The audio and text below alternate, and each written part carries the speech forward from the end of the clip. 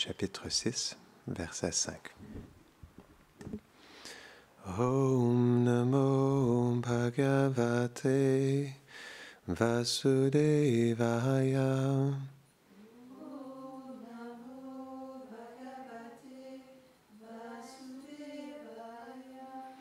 Om Namo Bhagavate Vasudevaya.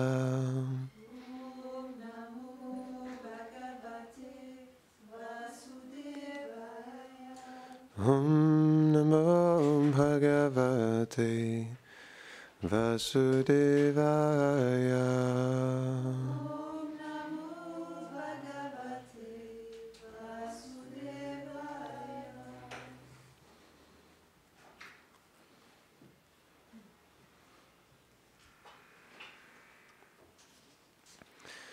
Parena Vishatasvamin Matraya Vishvashrikanaha Chukshobhanyonyanyam. On recommence. Chukshobhanyonyam asadya Yasmin lokashtaracharaha. Traduction. Lorsque le Seigneur entra à travers son émanation plénière dans les éléments pour créer l'univers, ils formèrent un œuf gigantesque dans lequel toutes les planètes et tous les êtres vivants existent. Commentaire. Selon Srila Vishwanath Chakravarti Thakur, ce verset montre comment la forme universelle fut engendrée. Les éléments que comprend la création furent combinés ensemble par le Seigneur. Il entra en eux à travers une manifestation partielle de sa personne, assumant une condition où les éléments avaient leur qualité principale manifestée. Ils furent transformés en un œuf.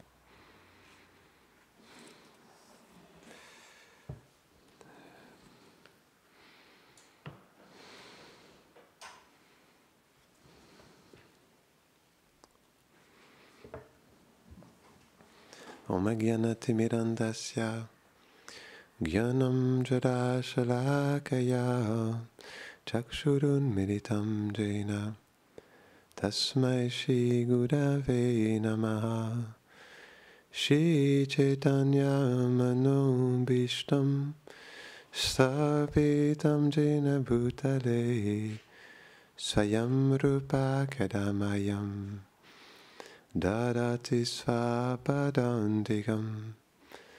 He Krishna Karuna Sindho Dina Bandho Jagatpate Gopisha Gopika Kanta Radha Kanta Namostute Tapta Kanchana Gaurangi Radhe Vrindavaneshwari Vrishabhanu Sute Devi Pranamami Hari Priye Vanchakalpatarupyashta Kripa Sindhuvya Eva Cha Patitanam Bhavanebhyo Vaishnavebhyo Namo Namaha.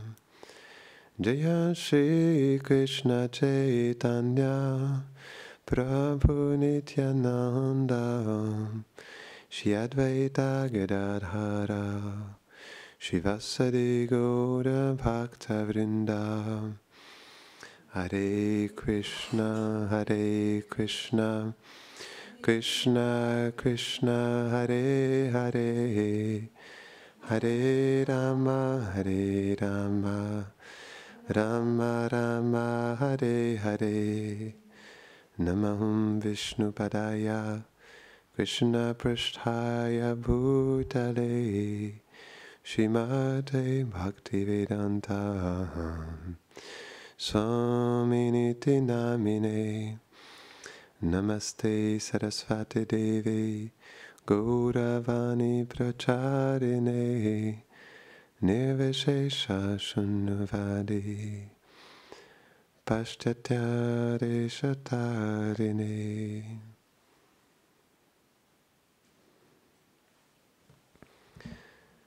Donc on dit que le Seigneur, il est Atmaram.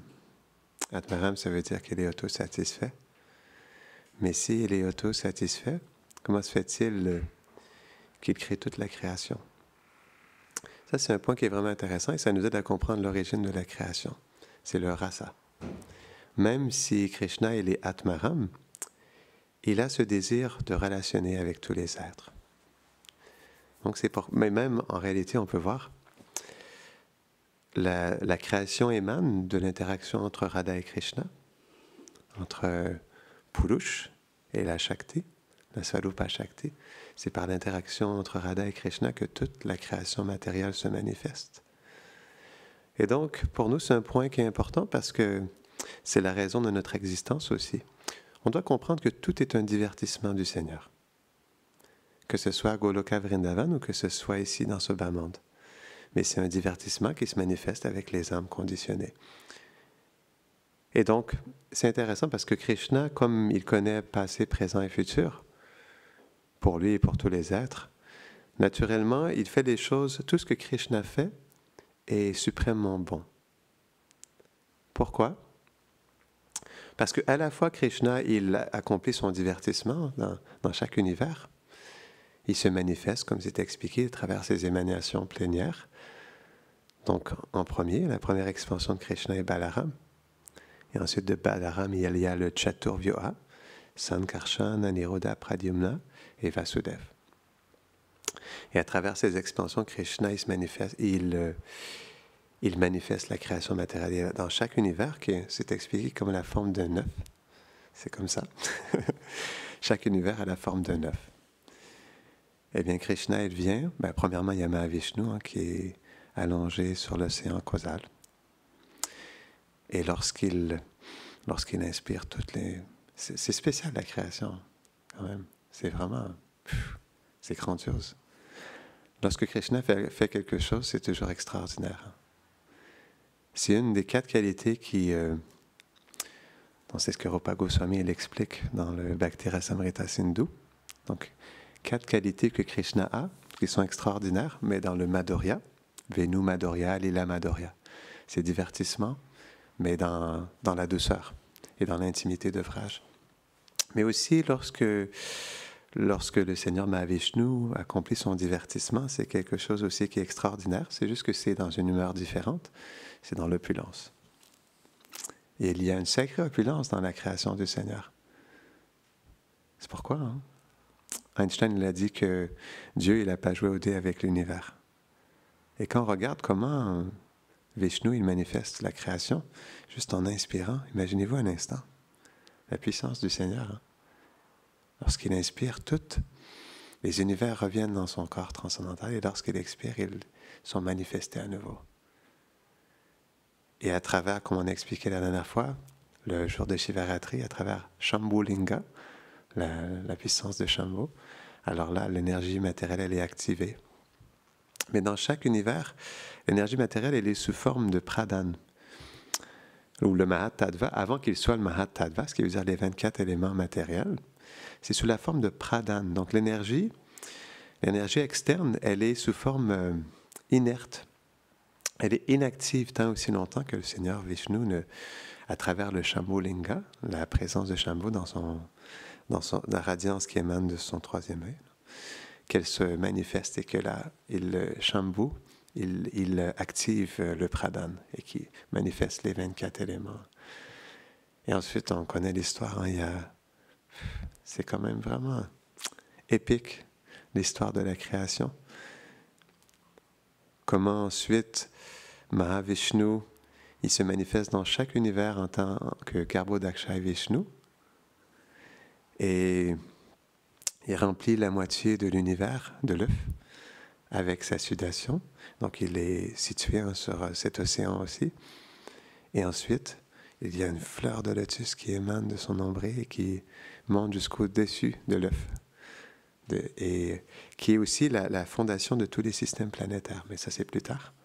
Et donc ensuite, la fleur de lotus s'ouvre et là, il y a Brahma qui apparaît. C'est beau, ça c'est dans le 2e chant du Bhagavatam. L'expérience de Brahma lorsqu'il est manifesté. Et là, il est situé sur la fleur de lotus. Et là, il se demande qu'est-ce qu'il doit faire. Et là, il entend tapa, tapa, austérité, austérité. Et là, il s'assied en méditation pendant 1000 années. Mais là, c'est pas comme ici. Ça doit durer très longtemps. Et pendant 1000 années, c'est fou, hein? Les austérités que les associés du Seigneur sont prêts à faire. Quand on y pense un instant, c'est comme on expliquait aussi dans l'histoire de Shiva, comment... ouais, c'est ça, une fois que Sati, elle a quitté son corps, elle s'est immolée. Ensuite, elle a fait, en tant que la fille des Himalayas, elle a fait des austérités pendant de nombreuses années pour recevoir la compagnie de son mari. Donc, c'est spécial qu'on pense les austérités qu'ils sont prêts à faire pour le Seigneur. Et ça, c'est quelque chose sur lequel on doit méditer. Ils font des austérités pendant des milliers d'années. C'est comme aussi dans l'histoire d'Advaita Acharya, Sadashiva. Il s'est assis en méditation pendant 700 ans. Par sa compassion tellement puissante, tellement profonde envers toutes les âmes conditionnées de ce monde. Et ça, c'est quelque chose qui devrait nous inspirer aussi à l'austérité. Srila Prabhupada dit que la vie humaine, elle est faite pour vivre l'austérité. On pourrait se dire de toute façon, on vit de toute façon des austérités dans ce monde. C'est vrai. Donc pourquoi ne pas les vivre avec Krishna? Et ça, c'est quelque chose qui est important. Et on peut méditer sur les austérités que Brahma il a fait, que Shiva il a fait, que les gopis elles ont faites. Elles ont fait le vœu de Katyayani. Elles ont fait des austérités pendant 1 an, les gopis, le Vraj, pour recevoir Krishna comme leur époux. Donc, l'austérité, oui, la vie humaine, elle est faite pour l'austérité. L'austérité, elle nous permet aussi, ce qu'on appelle aussi le sacrifice. Krishna en parle dans la Bhagavad Gita. On doit être dans un sacrifice, parce que c'est le but de la vie humaine, et l'âme, elle est faite pour être dans le service. Mais pour s'inspirer à faire des austérités pour le maître spirituel, pour notre filiation spirituelle, pour Radha et Krishna, eh bien, on doit méditer sur l'austérité des Vaishnavas, comme Srila Prabhupada aussi. À quel point Srila Prabhupada il a fait des austérités pour nous donner tout ce qu'il nous a donné de son vivant, et bien plus encore. Donc, la création, c'est important aussi, parce que ça nous montre à quel point aussi le Seigneur est s'investi auprès de toutes les âmes conditionnées. Parce que c'est un divertissement, donc je voulais revenir à ce point-là. C'est un divertissement à la fois pour les âmes conditionnées qui veulent faire l'expérience de Purush, qui veulent faire l'expérience de l'indépendance. Et donc Krishna à la fois est réciproque avec leur désir, mais aussi il a un désir. Parce que Krishna, c'est le plus grand de tous les héros. C'est le héros originel. Et c'est intéressant, c'est pourquoi on voit, les gens sont tellement attachés aux super-héros. Il y a tellement de films là-dessus, tellement de bandes dessinées. Pourquoi? Parce que les gens cherchent à avoir un héros dans leur vie. Ils cherchent à adorer une personne plus puissante, qui a plus de qualité que nous. Et c'est pourquoi, à la fois, Krishna, il manifeste cette création matérielle, avec les modes de la nature, avec le faux écho, le mental, les impressions, l'influence de cette énergie sur la conscience de l'âme. Mais en même temps aussi, il est pleinement présent. Et c'est ça qui est beau. Daivi Esha Gunamai, Mama Maya Durat Yaya. Cette énergie matérielle, elle est très difficile à surmonter. Cette énergie qui est mienne, pardon. Cette énergie qui est mienne, elle est très difficile à surmonter. Mais quelqu'un qui peut prendre refuge en moi peut très facilement la surmonter. Donc à la fois, il crée toute cette, on pourrait dire, c'est à la fois une perfection mais une complexité. En même temps, c'est simple parce que Srila Prabhupada disait que c'est la même énergie en réalité, mais selon notre état de conscience, elle se manifeste différemment. Elle peut pour nous être soit l'énergie externe ou soit l'énergie interne. Elle est l'énergie externe lorsqu'on veut séparer Krishna de sa création. Parce qu'on veut prendre sa place, on va être le Purusha. Et c'est comme ça qu'elle se manifeste et aussi qu'elle nous influence à travers les modes de nature. Mais quand on comprend que, comme l'expliquait Prabhupada, Maya, quelle est la définition de Maya? Ça veut dire ce qui n'est pas Krishna. Mais comme tout est Krishna, l'illusion, elle est juste à l'intérieur de nous. C'est notre concept, où on pense qu'il y a quelque chose de séparé de Krishna. Mais c'est important, même dans notre vie, avec nos sens, avec notre mental, ses impressions, ce qui nous entoure, les influences de ce monde, tout ça c'est géré par Krishna. Même comme Gurudev l'expliquait aussi l'autre jour. Maya, et Prabhupada dit Maya, c'est une autre définition de Maya, c'est quoi? Miséricorde. Et c'était beau ce qu'il disait. Il disait en fait que Maya, une fois que l'être, il s'abandonne de plus en plus au Seigneur, avec sincérité, avec amour et dévotion, eh bien, Maya, ou Durga, non, il expliquait Durga. Durga Devi, elle aide même le dévot à atteindre la perfection. Elle l'aide. C'est comme notre mental aussi, comme Krishna l'explique. Mais le mental, il vient de l'énergie matérielle. Il vient du mode de la vertu. Est-ce que vous savez que le mental vient du mode de la vertu? Faux égo vient du mode de l'ignorance, de l'intelligence, de la passion. Mais le mental, il vient du mode de la vertu. Mais il est dans la vertu quand on canalise nos désirs vers les pieds pareils au lotus de Krishna. Sans ça, il tombe dans la... Quand on prend nos désirs, mais pour nous-mêmes, pour se satisfaire nous-mêmes, eh bien là, le mental tombe dans la passion et l'ignorance. Et donc c'est ça, le mental aussi, Krishna dit, ça peut être notre pire ennemi ou notre meilleur ami. Il peut soit nous dégrader complètement, il peut nous élever à la plus haute perfection. Et je ne me rappelle plus qui disait ça, mais notre mental devient un bhakta. Et il tombe à nos genoux. Je trouvais ça intéressant comme exemple. Il tombe à nos genoux et nous dit, qu'est-ce que je peux faire pour toi? Comment je peux te servir? Donc c'est ça. En fait, Durga Devi, elle est dans le service. C'est juste qu'elle sert son Seigneur adorable. Tout simplement. Et pour nous, c'est pourquoi la création, c'est quelque chose d'important à comprendre. On ne devrait pas banaliser la création. Il y a une grosse partie dans le Bhagavatam sur la création. Et c'est quelque chose qui est extrêmement important parce que ça nous aide à comprendre comment le Seigneur il est présent à chaque instant dans notre vie, dans tous les aspects. Constamment. Et comment il est aussi le maître de son énergie. Et ça nous permet de mettre notre confiance en lui. Parce que l'âme conditionnée, elle place toute sa confiance en son propre mental. Et ça, c'est dans le 12e chant du Bhagavatam, c'est ce qui est révélé, c'est que un des symptômes du Kali Yuga, c'est que notre mental est notre propre autorité. Ce qui fait en sorte que lorsqu'on perçoit ce monde sans la connaissance transcendantale, on le perçoit avec nos impressions matérielles, qui sont contaminées par la passion, l'ignorance et la vertu. Et on ne peut qu'être biaisé dans notre perception des choses.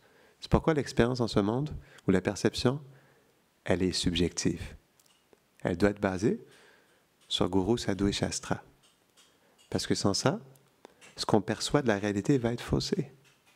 On doit faire attention parce que ensuite le mental nous influence tellement que il devient notre ennemi. Parce qu'il y a le besoin de contrôler et aussi il y a la peur de perdre quelque chose. Parce que comme on s'identifie comme être le contrôleur, le bénéficiaire et celui qui maintient et le possesseur de tout ce qui est créé, eh bien, le mental nous donne beaucoup d'anxiété parce qu'il nous pousse à croire qu'on est en contrôle, mais qu'on est dans la possession de quelque chose. Ce qui crée toute l'anxiété dans notre vie. Parce que, dans ce sentiment de Purusha, on s'approprie chaque chose. Et c'est ce qui fait qu'on souffre en réalité aussi. Parce qu'on s'identifie à être Purusha. Et dans ce sentiment, on souffre. Et c'est dans ce sentiment qu'on a peur de perdre aussi. La peur, c'est quoi? C'est peur de perdre quelque chose. Pourquoi on a peur? Parce qu'on a peur de perdre quelque chose. Une relation, ou une possession, ou une position, ou un sentiment, ou ci ou ça. Mais quand on comprend qu'en réalité, Bhoktaram Yagata Pasam, Sarvam Lokeshvaram. Très important verset dans notre quotidien. Bhagavad Gita, chapitre 5, verset 29. Que Krishna, il contrôle absolument tout. Pourquoi on ne laisse pas contrôler notre vie? Je le répète souvent, je suis désolé, mais c'est tellement important. Krishna contrôle absolument tout. Il ne fait absolument aucune erreur. Et il est notre meilleur ami. Pourquoi on ne laisse pas contrôler notre vie? Parce que de toute façon, il le fait avec amour. Et comme on expliquait au début, il le fait pour notre plus grand bien. Plus on essaie de contrôler, plus on souffre et plus on est perdu. Comme on expliquait le dimanche, le verset où Krishna a dit, si tu ne suis pas mes instructions, tu seras perdu. Mais si tu prends refuge en moi et tu suis mes instructions, alors tu pourras dépasser l'influence de cette énergie matérielle. Donc, ce n'est pas par nous-mêmes. Les 6 principes de l'abandon, on doit comprendre que Krishna est celui qui nous maintient, qu'il est notre protecteur. Mais on essaie de se protéger nous-mêmes. On essaie de sortir nous-mêmes d'une situation complexe. Mais ça ne peut pas marcher. Qu'est-ce qu'on peut faire? On doit accepter, on est 1/10 la pointe d'un cheveu. On n'a aucun contrôle. Et en tant que jiva, c'est quoi notre nature? C'est d'être complètement influencé par les énergies du Seigneur et de prendre refuge d'une énergie du Seigneur. Donc c'est pourquoi c'est tellement important de comprendre la création, comment ça se manifeste, comment le mental, l'intelligence, le faux ego se manifestent. Toutes ces étapes pour nous aider à comprendre comment c'est présent et comment Krishna il est présent à chaque étape. Et qu'il est toujours en contrôle de ça. Et que c'est toujours dans le refuge en lui qu'il pourra nous guider pleinement vers notre vérité. Et nous aider à nous, graduellement, nous dissocier. Comme l'explique, il y a tellement des beaux versets dans le Bhagavatam. Comme l'explique Prahlad Maharaj, que le service de dévotion, c'est comme un feu. C'est comme un sacrifice où le feu, il brûle les éléments matériels et fait se ressortir notre vérité. C'est beau. La puissance du service de dévotion. Et ce qui est intéressant, c'est, en fait, la seule et unique raison pourquoi c'est tellement dur pour nous, c'est parce qu'on est attaché à Maya. Et c'est pourquoi c'est un combat. Parce qu'on est attaché à Maya. On ne veut pas lâcher prise. Et à cause de ça, il y a une résistance qui fait qu'on souffre, on veut se battre. Et on se met dans tous nos états. Et c'est ça le problème. On doit lâcher prise.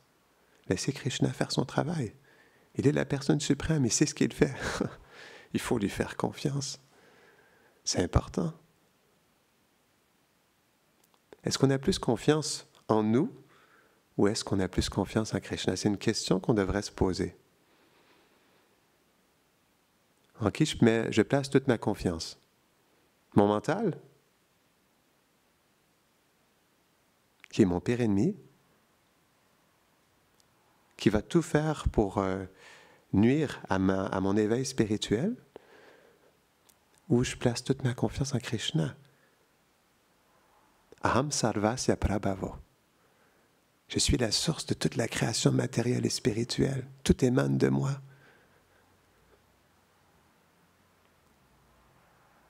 Pour nous, la chose qui est la plus importante, c'est Neha Bikramana Shosti Pratyavayo Navidyate. Svalpam Apyasya Dharmasya Trayate Mahato Bayat. Dans ce chemin, dans cet effort, il n'y a ni perte ni diminution. Et un seul pas sur ce chemin peut nous protéger du plus grand danger, qui est le retour dans le samsara, dans les vies, dans les espèces inférieures. Donc il n'y a pas de perte, il n'y a pas de diminution, mais on doit faire notre service dans l'éternité. Ça, c'est ce qu'on doit faire. On doit servir Krishna. Mais en comprenant comment se placer dans notre quotidien, dans notre relation avec lui, avec les Vaishnavas, avec notre maître spirituel. Et c'est comme ça qu'on pourra être inspiré, satisfait, garder une force spirituelle, une détermination. Et aussi rester conscient de la présence de Krishna à chaque instant. En fait, comme encore une fois à cause de ce purusha bhav, ce sentiment, notre mental il nous pousse à fermer nos yeux sur la présence de Krishna. Pourquoi? Parce que on veut une vie sans Krishna. Parce que si Krishna n'est pas là, je peux faire ce que je veux. Je peux le prendre pour moi. C'est juste ça en réalité. Donc, on doit comprendre quelle est notre place dans la vie. Elle est toute petite. Je me rappelle, un disciple de Prabhupada, Vaisheshika Prabhu, il disait quelque chose d'intéressant dans une classe. Il parlait c'était sur l'influence que nous avons dans la vie. Et il donnait cette analogie de deux cercles. Donc, on a un cercle d'influence, mais il est comme ça. Et Krishna, il a un cercle d'influence, mais il est comme ça. Donc, ce qu'on peut influencer est tellement petit. Donc, c'est pourquoi, en réalité, quand on comprend ça, on réalise que, oui, notre influence, elle est très petite. C'est pourquoi notre influence nous permet quoi? Notre libre arbitre nous permet d'être au service. On peut être au service de l'énergie matérielle ou du mental, tu vois, des objets d'essence, ou on peut être au service de Krishna. Donc, ça, c'est notre influence. Et on doit la comprendre. Notre influence, c'est de servir. Parce que c'est la seule chose qu'on peut faire. On n'est pas purush. On est Krishnera Nityadas. On est éternellement un serviteur de Krishna. Chaitanya Mahaprabhu, il donne la définition claire et nette de l'âme. Nous sommes un serviteur éternel de Krishna. Et notre influence, c'est quoi? C'est qu'on peut servir Krishna. Mais même aussi, Durga Devi, c'est ce qu'elle fait. Elle dit ça dans le Bhagavatam. Je ne me rappelle plus du sanskrit, mais c'est un verset que je devrais apprendre en sanskrit, parce que c'est très, très beau ce verset. C'est dans le 6e chant, chapitre 3, verset 19. Elle dit en fait que je manifeste toutes les formes de ce monde, les objets d'essence et toutes les formes, et je le fais comme une adoration à mon Seigneur adorable. Donc, Durga, elle est dans son service. Même si elle manifeste, elle est l'expression de ses formes, elle est dans son service. Et ce qui fait aussi qu'on reçoit tout le karma et toute cette influence, c'est parce qu'on veut aller à l'encontre du service de Durga. Et se l'approprier. Et c'est pourquoi les réactions viennent. C'est pourquoi on est influencé par les modes de la nature, qu'on reçoit le karma et qu'on est adombré par l'énergie matérielle. Parce qu'on ne veut pas servir. Comme Durga le fait déjà, on doit comprendre, c'est encore une fois l'importance de la création. Durga, elle fait son service à chaque instant. Pourquoi nous, on ne veut pas faire notre service? On est fait pour ça. Et c'est pourquoi la connaissance transcendantale, c'est tellement important. On comprend comment se placer. C'est pas que moi j'ai envie de faire ça parce que ça me dit et mon mental me dit que j'aurais besoin de faire ça. Non, les choses fonctionnent d'une manière. C'est drôle parce qu'on pense qu'on peut faire nos propres lois. Ça, c'est encore le mental qui pense être sa propre autorité. Je suis tellement une autorité dans la vie que je peux créer mes propres lois sur comment les choses fonctionnent dans la vie. Non, il faut que ce soit comme ça. Mais qui on est pour dire ça? Non, c'est pas comme ça que ça fonctionne. Je me rappelle quand j'étais plus jeune, il y avait une émission, ça s'appelait « Comment ça marche ». Ça expliquait comment le chewing-gum était fait, comment les crayons étaient faits, du début à la fin. On arrivait à comprendre. Et c'était intéressant. Mais c'est la même chose aussi avec ce monde. On doit comprendre. Et là, on va dire, mais non, c'est comme ça que je dois faire. C'est comme ça que je dois me placer. C'est comme ça que je dois percevoir les choses. C'est comme ça que je dois me disposer à l'intérieur de moi. Parce que sans ça, ça ne pourra pas marcher. Parce qu'on va à l'encontre de ce qui se supposait être naturellement. On va à l'encontre. Et à cause de ça, on ne peut pas recevoir le flot de la miséricorde. Parce qu'on va à l'encontre. On va à contre-courant. Et on se bloque de cette miséricorde qui est présente à chaque instant. Comme l'explique Krishna. On le répète, cette énergie, elle est insurmontable. Mais si tu prends refuge en moi, tu peux très facilement la surmonter. Il y a un verset dans le Bhagavatam aussi qui dit que même si ce monde est un océan d'ignorance, pour l'être qui prend refuge en Krishna, cet océan d'ignorance se diminue jusqu'à avoir la taille d'une flaque d'eau dans la trace du sabot d'un veau. C'est vrai. C'est ça. On peut s'imaginer, c'est très petit. Mais ça, c'est dans le refuge de Krishna. Mais c'est comme l'histoire de Draupadi. Comment Krishna peut nous aider si on ne se tourne pas vers lui? Si on prend juste refuge de notre mental? Comment Krishna va pouvoir nous aider? C'est pas possible. Parce que Krishna, il est amour, il ne se force pas. Il respecte le libre arbitre. Mais il est toujours présent quand même.